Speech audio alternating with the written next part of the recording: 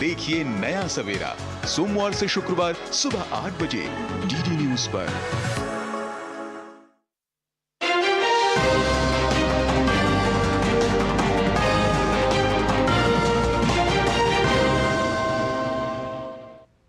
नमस्कार, आप देख रहे हैं डीडी न्यूज। आपके साथ मैं हूं गौरव श्रीवास्तव। तो चलिए बुलेटिन की शुरुआत करते हैं और सबसे पहले नजर डालते हैं इस वक्त की हेडलाइंस पर। राष्ट्रीय महिला आयोग की अध्यक्ष ने ममता सरकार पर लोगों की सुरक्षा को लेकर उठाए सवाल। कहा, पीड़ितों के साथ हम हैं खड़े। भाजपा नेता सुकांत मजूमदार ने कहा, पश्चिम बंगाल के मुर्शिदाबाद में नहीं सुधर रहे हैं हालात।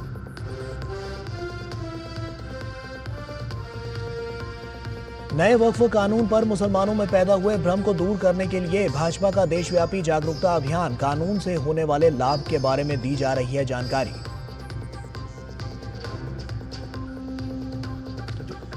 जम्मू कश्मीर के रामबन में ओलावृष्टि और भूस्खलन से 3 की मौत। एनडीआरएफ की 2 टीमों के साथ राहत और बचाव कार्य जारी। स्थिति का उप मुख्यमंत्री सुरेंद्र कुमार चौधरी लेंगे जायजा।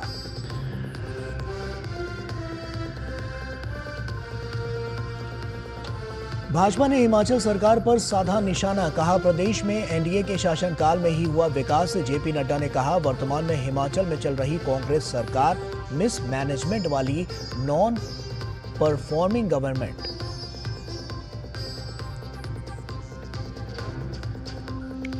और दुनिया भर में धूमधाम से मनाया जा रहा है ईस्टर। प्रभु यीशु के उपदेशों को किया जा रहा है याद। राष्ट्रपति, उपराष्ट्रपति और प्रधानमंत्री ने दी बधाई।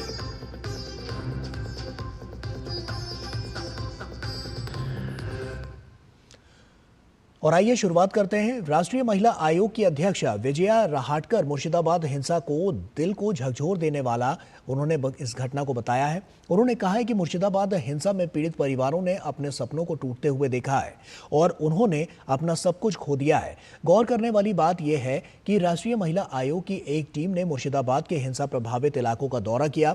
राष्ट्रीय महिला आयोग की अध्यक्ष विजया रहाटकर इस टीम का नेतृत्व कर रही थी और ये दौरा वक्फ संशोधन अधिनियम को लेकर हुए विरोध प्रदर्शनों के बाद हुई सांप्रदायिक झड़पों के बाद किया गया। एनसीडब्ल्यू की टीम ने पीड़ितों से बात भी की। जहाँ जहाँ मैं जा रही थी, बात कर रही थी उन महिलाओं के साथ, उनका आक्रोश हमें हिला देता है। उनका बार बार एक ही कहना था कि हमारा क्या कसूर है। अपने ही प्रदेश में, अपने ही गांव में निर्वासित होना, अपना ही गांव, अपना घर जो खुद का है, जिसने कमाया है, अपना मेहनत के साथ बनाया है, बहुत सपने लेकर, उस घर को, अपने सपनों को बर्बाद होते हुए उन्होंने देखा है। उनका सब कुछ खत्म हो गया है और इन चीज़ को लेके हुए वो इतना ही पूछ रही है कि हमारा क्या कसूर है कि अपने ही जगहों में, अपने ही गाँव में हम निर्वासित हो गए। और वहीं राष्ट्रीय महिला आयोग की अध्यक्ष विजया रहाटकर मुर्शिदाबाद हिंसा के लिए मुख्यमंत्री ममता बनर्जी को उन्होंने जमकर घेरा। उन्होंने कहा कि मुर्शिदाबाद हिंसा को लेकर राजनीति नहीं होनी चाहिए। विजया रहाटकर ने ममता सरकार से सवाल करते हुए कहा कि आखिर राज्य सरकार ने पीड़ित परिवारों के सम्मान और सुरक्षा के लिए अब तक क्या क्या कदम उठाए हैं। इस विषय की कोई राजनीति नहीं होनी चाहिए। क्या इस विषय को तकलीफ जो हुई है उन महिलाओं के साथ सरकार कितनी खड़ी रही है? कितने लोग उनको मिलने के लिए गए हैं? उनके सुरक्षा के लिए और उनके सम्मान के लिए क्या कदम उठाए गए हैं? आज वो लोग बाहर रह रहे हैं, वो लोग कब तक बाहर रहेंगे डर के मारे? उनको एक डर के बिना अच्छा माहौल उनको कब मिलेगा? इस विषय पे सभी ने बात करनी चाहिए। ये संपूर्णतः जिम्मेदारी जो है महिलाओं को सुरक्षा देने की, ये पश्चिम बंगाल सरकार की है। सरकार उसको नॉर्मलाइज करने के लिए, वहाँ का डर का माहौल खत्म करने के लिए हर संभव प्रयास करे। और राष्ट्रीय महिला आयोग की अध्यक्ष विजया रहाटकर ने मुर्शिदाबाद हिंसा के लिए मुख्यमंत्री ममता बनर्जी से आरोपियों के खिलाफ जल्द से जल्द कार्रवाई करने की मांग की। मैं आज पश्चिम बंगाल की सरकार को मैं तत्काल और दृढ़ता के साथ कार्रवाई करने का मैं आग्रह करती हूँ। ये हमारे अपने लोग हैं, अपनी बेटियां हैं, पश्चिम बंगाल की बेटियां हैं, बहू है, इनके साथ आप डट के खड़ा रहिए।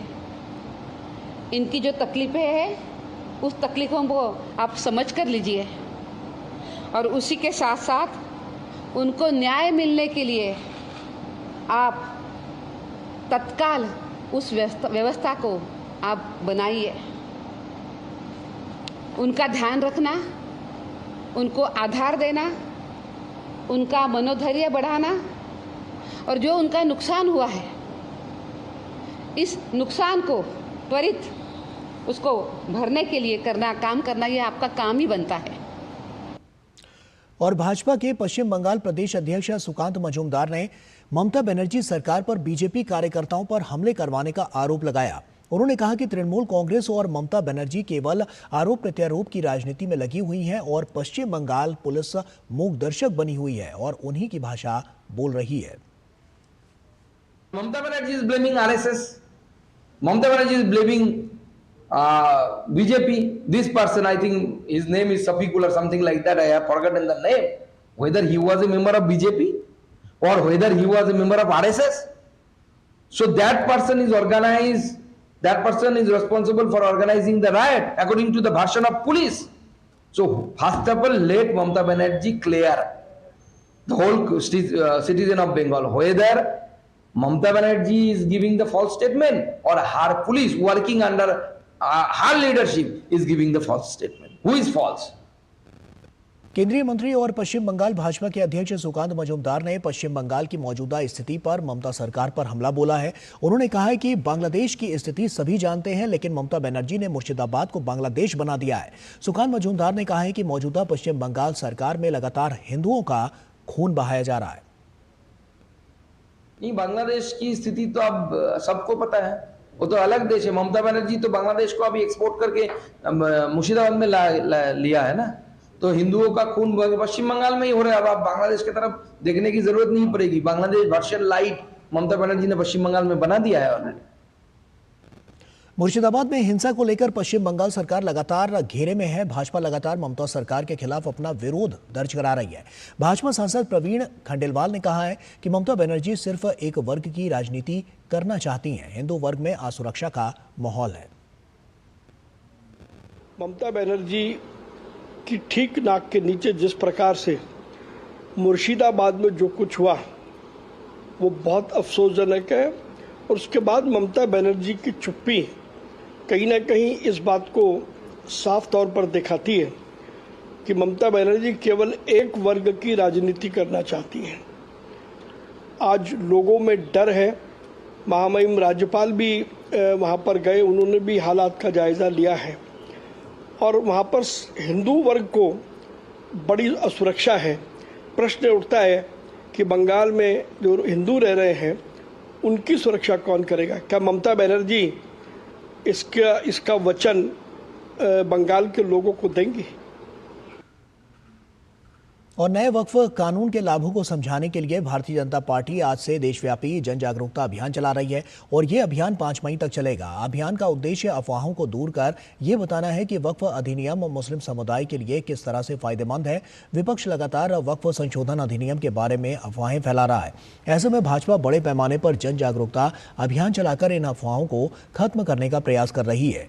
पार्टी का फोकस खासतौर से गरीब मुस्लिमों और महिलाओं पर रहेगा। इसे वक्फ सुधार जन जागरण अभियान नाम दिया गया है। पार्टी ने इसे लेकर देश भर में संपर्क, संवाद और अन्य कार्यक्रमों की पूरी श्रृंखला तैयार की है। इसके अलावा भाजपा वक्फ संशोधन के लाभों को घर घर पहुंचाएगी। वक्फ संशोधन कानून के प्रभावी होने के बाद से ही देश भर में जगह जगह विरोध प्रदर्शन हो रहे हैं। नए कानून को लेकर पश्चिम बंगाल में भी जमकर हिंसा हुई है और इंदौर में वक्फ बोर्ड संशोधन कानून के समर्थन को लेकर एक भव्य आयोजन किया गया। मुस्लिम समाज की ओर से यह कार्यक्रम आयोजित हुआ। सैकड़ों मुस्लिम परिवारों ने इस विधेयक का स्वागत करते हुए केंद्र सरकार का आभार जताया। कार्यक्रम में बड़ी संख्या में मुस्लिम महिलाएं भी शामिल हुईं और सभी ने एक दूसरे को मिठाई खिलाकर खुशी जाहिर की। कार्यक्रम में इंदौर से लोकसभा सांसद शंकर लालवानी मुख्य अतिथि के रूप में शामिल हुए। उन्होंने वक्फ को लेकर जानकारी साझा की। उन्होंने बताया कि अब वक्फ संपत्तियों की जानकारी ऑनलाइन उपलब्ध होगी, जिससे पारदर्शिता बढ़ेगी। साथ ही निगरानी शुल्क 7% से घटाकर 5% कर दिया गया है। वहीं अब वक्फ बोर्ड की बैठक हर महीने अनिवार्य रूप से होगी और इसमें स्थानीय निकायों के प्रतिनिधि भी शामिल होंगे, जिससे समस्याओं की आसानी से उनका समाधान हो सकेगा। ये पहला कार्यक्रम यूसुफ भाई के नेतृत्व में यहाँ पर हो रहा है और हम देख रहे हैं कि किस प्रकार बहनें ज्यादा संख्या में आई है और उन्होंने मोदी जी का शुक्रिया अदा किया है कि वक्फ बिल के आने के बाद जो संपत्ति है वो समाज के खास करके अल्पसंख्यक बहनों भाइयों के उत्थान के लिए रहेगी। एक पारदर्शिता के साथ काम होगा। तो ये एक बहुत ऐतिहासिक जो फैसला मोदी जी के नेतृत्व में हुआ है, उसको लेके हमारे अल्पसंख्यक भाई बहनों को उत्साह है। और केरल के भाजपा अध्यक्ष राजीव चंद्रशेखर ने विपक्षी दलों पर निशाना साधते हुए कहा है कि कुछ दलों ने वक्फ कानून को लेकर काफी दुष्प्रचार किया, वे इसे रोकने का प्रयास कर रहे हैं। I think unfortunately some parties have created a misinformation and propaganda around the bill, and they have also gone to the Supreme Court to try and block the bill. Everybody in the country and including in people in Munampam know who has really worked hard to solve their problems, who has brought the legislation, and who in turn for the last 35 years has done nothing for their problems. उधर जम्मू कश्मीर के रामबन क्षेत्र में भारी बारिश और ओलावृष्टि से 3 लोगों की जान चली गई। इलाके में रात भर भारी ओलावृष्टि के बाद चंदरकोट गांव में आज सुबह भी भारी बारिश और ओलावृष्टि हुई। कई जगहों पर भूस्खलन हुआ और तेज हवाएं भी चली। मौसम विभाग की चेतावनी को देखते हुए प्रशासन ने पहले से ही तैयारियां कर ली थी, जिससे कई कीमती जानें भी बच गईं। वहीं भारी बारिश के कारण रामबन राजमार्ग बाधित हो गया। जम्मू कश्मीर में आज भी भारी बारिश और ओलावृष्टि का ऑरेंज अलर्ट जारी किया गया है। इस बीच सीआरपीएफ के जवान उधमपुर में राजमार्ग को सुचारू करने में जुटे हुए हैं। केंद्र सरकार के मंत्री जितेंद्र सिंह ने रामबन में प्रशासन की त्वरित कार्रवाई की तारीफ की। उन्होंने एक्स पर लिखा कि वे स्थानीय प्रशासन के लगातार संपर्क में हैं। जितेंद्र सिंह ने स्थानीय लोगों से धैर्य बनाए रखने का अनुरोध किया। उन्होंने कहा कि वे घबराएं नहीं, हम सब मिलकर इस प्राकृतिक आपदा से पार पाएंगे। इस बीच रामबन जिले में भारी बारिश से उत्पन्न प्राकृतिक विपदा के तहत जिला प्रशासन ने आम लोगों से धैर्य बनाए रखने और सतर्क रहने की सलाह दी है। किसी भी आपात स्थिति में जिला कंट्रोल रूम से 0199829550 और 019982666790 हेल्पलाइन नंबर पर संपर्क करने के लिए कहा गया है। हमने रात को लिया यहाँ पे 10 बजे लिया रात को होटल, तो आराम से हम लोग सो रहे थे। तो ये घटना हुई रात को 3 बजे। बारिश वगैरह आई, शोर शराबा हुआ। तो जैसे मैं होटल के नीचे उतरा तो ऊपर से नीचे से पानी ऊपर की तरफ भर रहा था और नीचे वाला जो स्टाफ था वो निकल गया हुआ था और हम लोग सारे फंस गए हुए थे। ये 3 फ्लोर होटल है, आप देख रहे हो कि ये आपको एक ही फ्लोर दिख रहा है, 2 फ्लोर नीचे दबा हुआ है। हम लोग लगभग 4-5 किलोमीटर से पैदल ही चल रहे, पूरा सामान लेके, क्योंकि गाड़ी ना आगे जा सकती है ना पीछे जा सकती है, दोनों तरफ से रास्ता बंद है और कोई हम लोग हेल्पलेस हैं पैदल चलने के अलावा और कोई हमारे पास ऑप्शन नहीं। एकदम से हम डरे हुए थे और सुबह से हम ट्राई कर रहे थे सामान वामान कैसे हैंडल करें। खाना भी नहीं खाया हमने, सुबह से हम ये उसी में लगे हुए कि गाड़ी का कोई रास्ता मिल जाए, कोई सपोर्ट हो जाए, कुछ भी नहीं मिल रहा है। और रामबन के उपायुक्त बशीर उल हक चौधरी भूस्खलन की स्थिति का निरीक्षण करने के लिए शान पैलेस पहुंचे। बशीर उल चौधरी ने बताया कि ओलावृष्टि और भूस्खलन से करीब 250 घर प्रभावित हुए हैं। साथ ही साथ उन्होंने राहत कार्य जारी होने की भी जानकारी दी और बताया कि कंट्रोल रूम अलग अलग इलाकों में लगातार संपर्क में है। देखेंगे सिचुएशन में तो लगभग कोई 40 या 50 के करीब हमारे घर जो हैं वो डैमेज हुए हैं कंप्लीटली, जिनकी इतला हमारे पास पहुंची है। बाकी हमारा कंट्रोल रूम जो है वो अलग अलग इलाकों से मौसूल जो है वो कर रहा है, लेकिन एक रफ एस्टीमेट के हिसाब से लगभग 200-250 घर जो हैं ऐसे जो पार्शली डैमेज हुए या किसी न किसी तरीके से डैमेज हुए।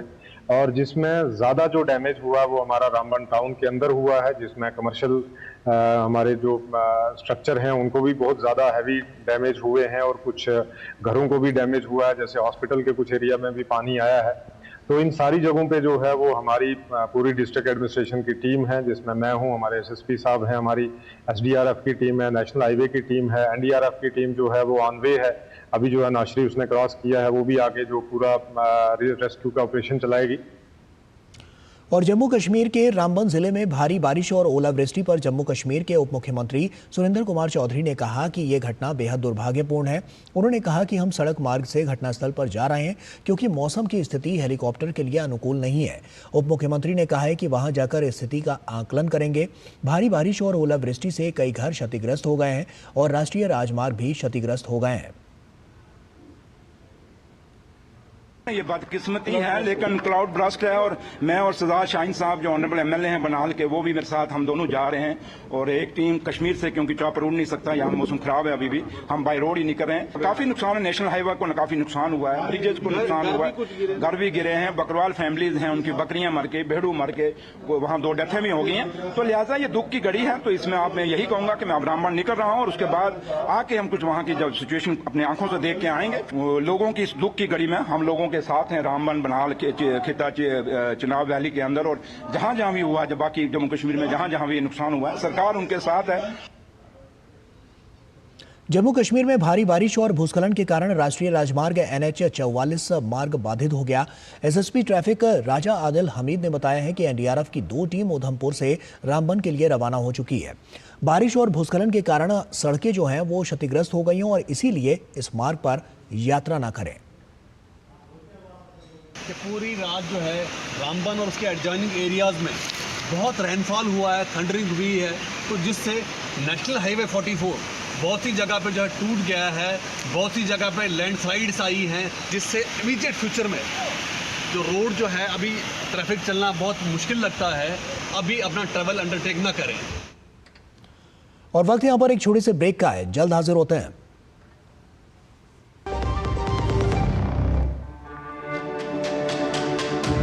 मेरी पसंद, मेरी पसंद, मेरी पसंद, मेरी पसंद, हमारी पसंद, हम सबकी पसंद। मजबूत देश का मजबूत सरिया हो गया स्टील। जो लक्ष्य चुना था समझ आने लगा है। GLA यूनिवर्सिटी, उच्च लक्ष्य की निश्चित प्राप्ति। ब्रेक के बाद एक बार फिर से आप सभी का स्वागत है। दिल्ली सरकार ने लोगों को जल संकट से मुक्ति दिलाने के लिए 1111 पानी टैंकर को हरी झंडी दिखाई और ये टैंकर खास हैं क्योंकि ये जीपीएस सिस्टम से लैस हैं। पानी के टैंकरों पर सही निगरानी रखने के लिए बुराड़ी के निरंकारी ग्राउंड में एक नया कमांड सेंटर बनाया गया है। यहाँ से टैंकरों की हर गतिविधि को रियल टाइम यानी कि तुरंत देखा जा सकेगा। दिल्ली जल बोर्ड के मुताबिक ये हाईटेक सिस्टम टैंकर की मूवमेंट, स्पीड और पानी की डिलीवरी की समय पर नजर रखेगा और इससे ये सुनिश्चित होगा कि हर टैंकर समय पर और सही जगह पर पानी पहुंचाए। दावा है कि इससे पानी की बर्बादी और चोरी पर रोक लगेगी और इस मौके पर रेखा गुप्ता ने कहा है कि इससे पहले की सरकारों में हमेशा टैंकर माफिया नाम से पूरे सिस्टम में भ्रष्टाचार होता था। जनता के लिए जो पानी भेजा जाता था वो पानी कहाँ जाता था उसका कोई अता पता नहीं चलता था। अब ये नई सरकार पूरी तरह से पारदर्शी है और जल आपूर्ति के लिए संकल्पित है। इससे पहले की सरकारों में हमेशा टैंकर माफिया नाम से कितना बड़ा पूरे सिस्टम में लीकेज होता था, भ्रष्टाचार के अड्डे खुले हुए थे। पानी जो कि जनता की सुविधा के लिए भेजा जाता था परंतु वो कहाँ जाता था इसकी कोई गिनती होती नहीं थी।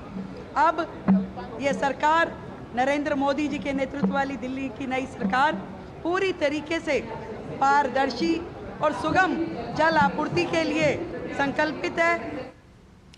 और उत्तर प्रदेश के मुख्यमंत्री योगी आदित्यनाथ ने आगामी 24 अप्रैल को पीएम नरेंद्र मोदी के कानपुर दौरे से पहले घाटमपुर स्थित नवेली प्लांट का निरीक्षण किया। मुख्यमंत्री ने विकास परियोजनाओं के लोकार्पण और शिलान्यास की तैयारियों की अधिकारियों के साथ समीक्षा बैठक भी की।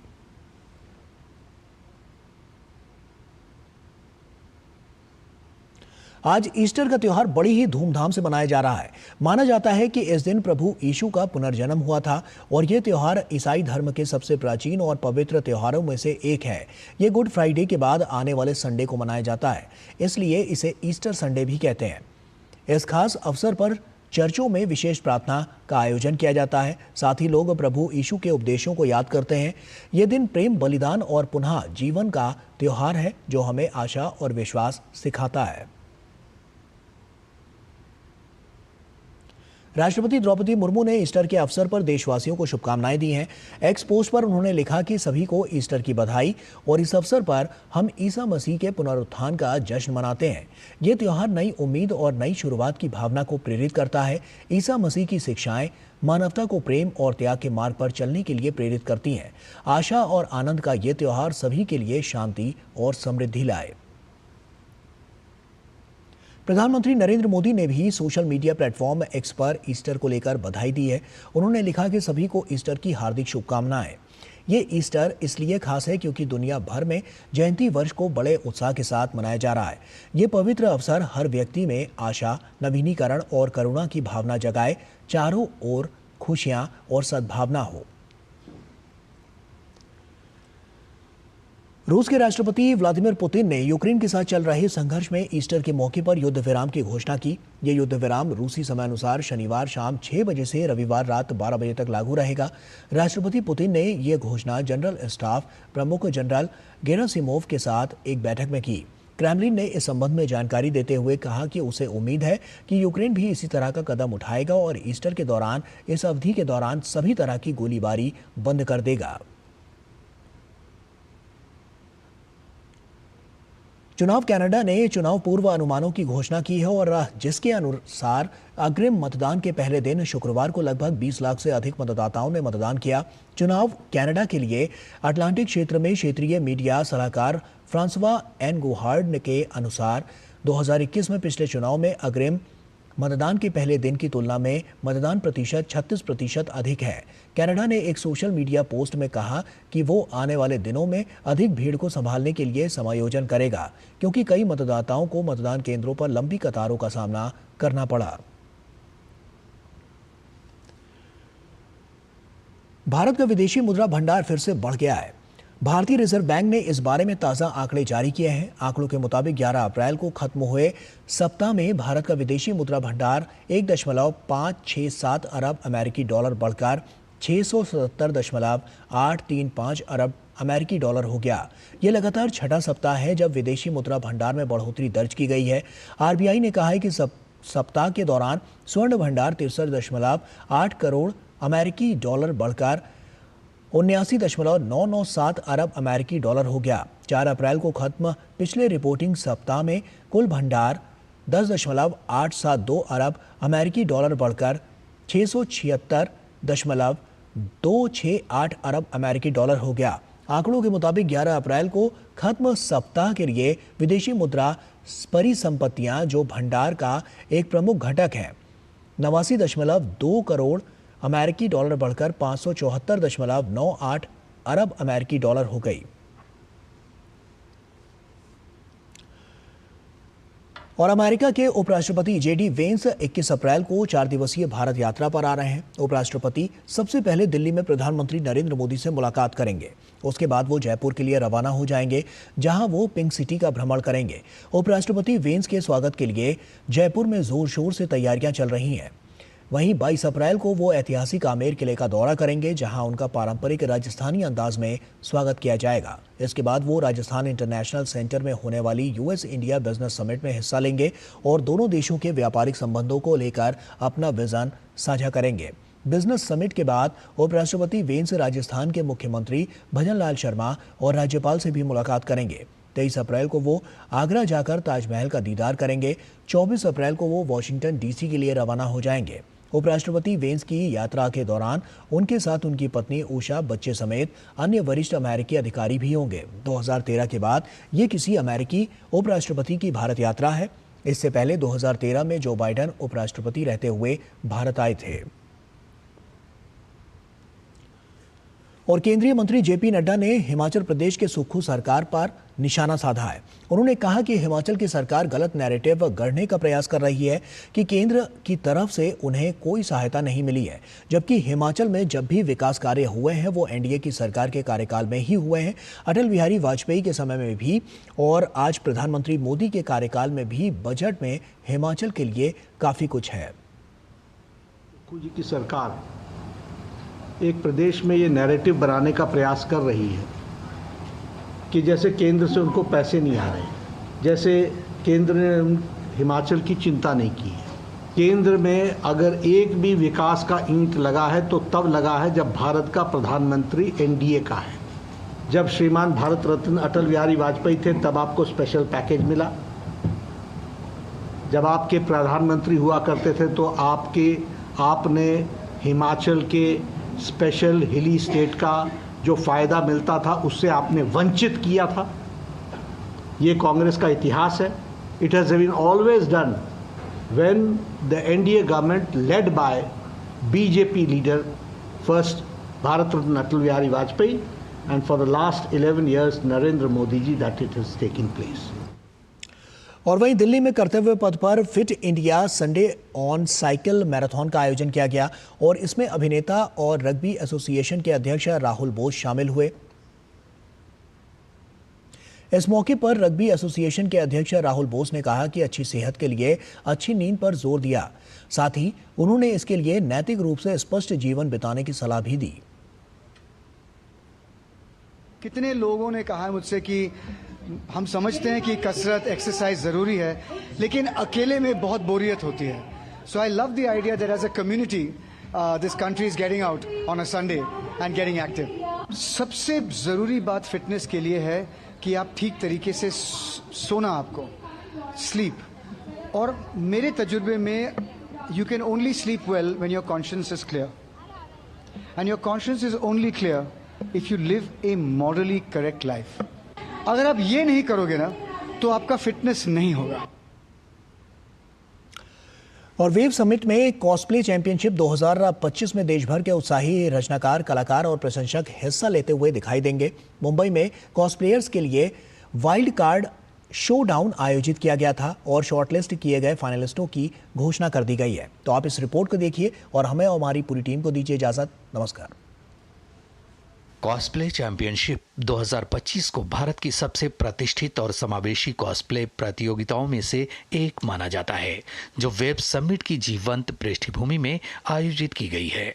मुंबई में कॉस्प्लेयर्स की रचनात्मकता और जुनून देखने को मिला कॉस्प्लेयर्स वेब्स के लिए वाइल्ड कार्ड शोडाउन में। हमने कॉस्प्लेयर्स को एक मौका दिया है जहां पे वो इंडियन कल्चर एंड हेरिटेज के ऊपर कॉस्प्लेयर्स की तरह कैरेक्टर्स को प्रेजेंट कर रहे हैं। एंड वेव समिट में इनके लिए एक बड़ा मौका मिलेगा जहां पे वो नेशन वाइड लेवल पे कॉस्प्ले इमर्सिव एक्सपीरियंस दे सकते हैं एंड वहां पे पार्टिसिपेट करके अपना एक करियर बना सकते हैं। वेव्स कॉस्प्ले चैंपियनशिप शोडाउन काफी बेहतर तरीके से हुआ। जो भी पार्टिसिपेंट्स थे उनमें जो एनर्जी थी, एंथुजियाज्म थी, वो अलग लेवल की थी। अभी एक कॉस्प्लेयर की चैंपियनशिप का नाम पे एक इवेंट अभी कर लिया था हमने। बहुत सारे कॉस्प्लेयर्स हैदराबाद से ऑलरेडी हम तो कंप्लीट कर चुका है उधर। और आज हम तो कोशिश किया था सबसे अच्छा, बट लेकिन इधर तो अलग ही हो रहा है। मतलब इतना सारे कॉस्प्लेयर्स हम तो एक्सपेक्ट किया भी नहीं। 50 से ज्यादा वाइल्ड कार्ड प्रतिभागियों में से 30 कॉस्प्लेयर्स को उनकी असाधारण रचनात्मकता, शिल्प कौशल और प्रदर्शन के लिए चुना गया। वाइल्ड कार्ड शोडाउन ने इन जोशीले कलाकारों को अपने हुनर दिखाने के लिए एक मंच प्रदान किया। मुझे ऐसा लगता है कि एक्सपोजर बहुत कम मिला है, मतलब इंडियन माइथोलॉजी और इंडियन कल्चर कॉस्प्ले के मामले में। ऐसा नहीं कि लोग करते शायद बहुत लोग को उतना अप्रिसिएशन वगैरह नहीं मिलता होगा, तो मोटिवेशन नहीं मिलता होगा करने के लिए। बट मेरा ऐसा बोलना है कि अगर हम अगर हमारे होम ग्राउंड पे अगर हम हमारा कल्चर अपस्टैंड नहीं करेंगे तो हम बाहर वालों को, जो लोग का कल्चर हम इधर अडॉप्ट करें, उनको हम कैसा एक एग्जाम्पल सेट कर सकते हैं। इंडियन माइथोलॉजी का कैरेक्टर्स भी कॉस्प्ले कर सकते हैं। यूजुअली हम अगर इवेंट्स में जाते हैं तो हम ऐसे एनिमे मांगा वगैरह ही कर लेते हैं, बट यहाँ पे जब मैंने इंडियन माइथोलॉजी के कैरेक्टर्स देखे, मैंने पर्सनली नहीं किया बट मुझे बहुत अच्छा लगा कि ये एक अच्छा एडिशन था। मैंने एडवर्टाइजमेंट देखा इसका ऑन दूरदर्शन एंड मैंने सोचा कि इसमें जाया कैसे जा सकता है, मे बी मैं ऐसे ही अटेंड कर लूँ, एंड फिर मुझे कॉस्प्ले का अपॉर्चुनिटी दिखा एंड मैं यहाँ पे कॉस्प्ले करने आई हूँ। WAVES cosplay championship creators street media and entertainment association of India और इंडियन कॉमिक्स एसोसिएशन द्वारा प्रस्तुत की जाती है। ये चैंपियनशिप पारंपरिक भारतीय कहानी कहने और वैश्विक पॉप संस्कृति के बीच दूरी को पाटने के लिए डिजाइन की गई है, जिससे भारतीय रचनाकारों को वो प्रसिद्धि मिले जिसके वो हकदार हैं। श्यामा मिश्रा की रिपोर्ट, डीडी न्यूज़, मुंबई।